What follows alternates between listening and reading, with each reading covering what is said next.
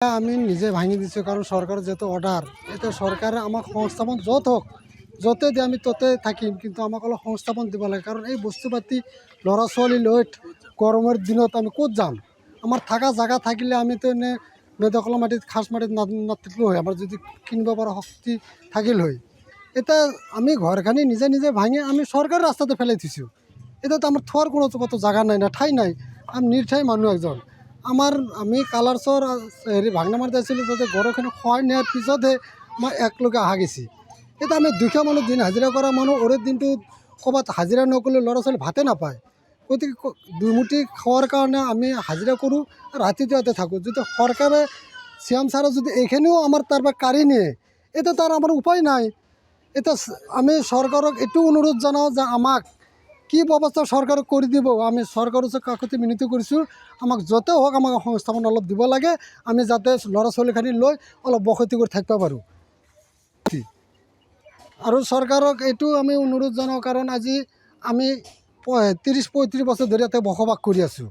কৰি থাকাতে আমাক চৰকাৰে আগৰ পিছততো কোনো নোটিছ দিয়া নাই আমাক।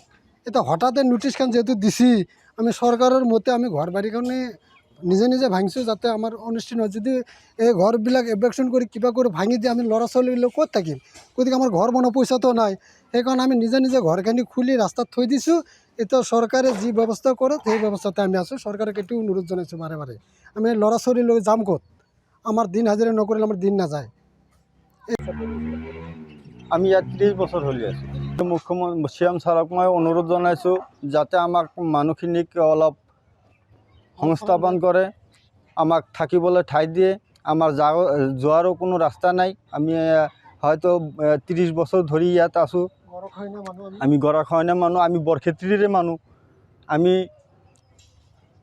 DC ছাৰকো অনুৰোধ কৰিম যাতে আমাক অলপ সহযোগিতা কৰি যাতে আমাক এইখিনি জেগাত ৰাখে। কোন তাৰিখে আহিছিল কাগজটো আহিছিল আগত। কিমান দিন আগত আছিল? 10 দিন আগত আহিছিল। আপোনাৰ নামত কাগজ আহিছে?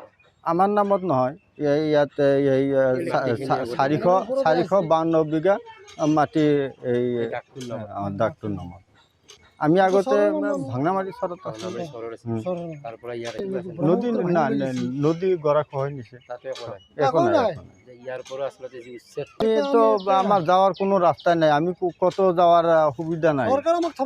অনুরোধ আমি সিএম ছারকে অনুরোধ জানাইছো যাতে আমাকে ইয়াত অলপ হলেও থাকার ঠাই দিয়ে। রাস্তাতে থৈ দিছো আমি বর্তমান সরকারের হেৰিত।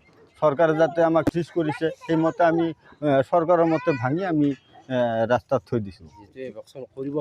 আমাৰ স্থান নাই কত, আমি সেইকাৰণে ৰাস্তাতে থৈ দিছোঁ। এতিয়া আল্লাহ জানে ক'ত থাকিম, থাকিব লাগিব কিবা কৰি আৰু সেইমতে। আমিতো ইয়াত যিখিনি মানুহ আমাৰ ইয়াত আছে, আমি দিন কামলা কৰি আনি হয়তো ৰাতি আমাৰ ইয়াত 85 ঘৰ মানুহ আছে। একেলগে অহা মানুহ ভাংনামাৰি গৰাখহনীয়া। যিকোনো খবৰৰ বাবে যোগাযোগ কৰক 7099017330 লগতে 7099017110 নম্বৰত।